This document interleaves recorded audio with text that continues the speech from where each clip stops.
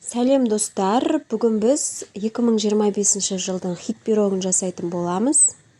Құрамын төменге толық жазып кететін боламын.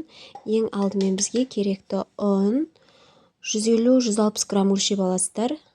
20 грамм какао және 60 граммдай қант саламыз.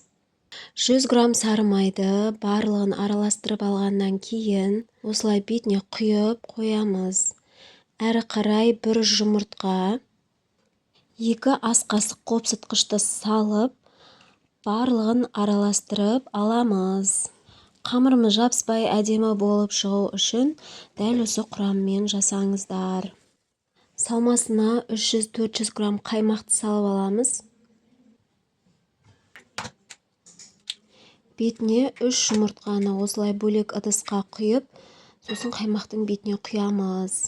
80 грамм қантты өлшеп, бетіне саламыз. Кукурузный крахмалдан 20 граммдай қосып аламыз. Әрі қарай барлығын араластырып, дайындап қоямыз.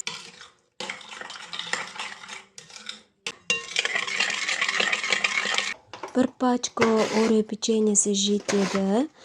5 штугын осылай кубиктап барлығын турап алдым.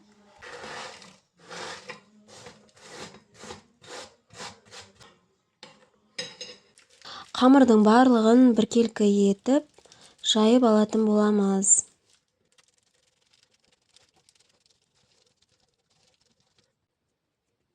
Әрі қарай бетіне дайын тұрған салмасын салып аламыз.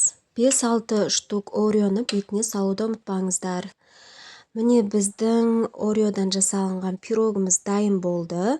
Сіздер де дайындап көріңіздер. Ас болсын!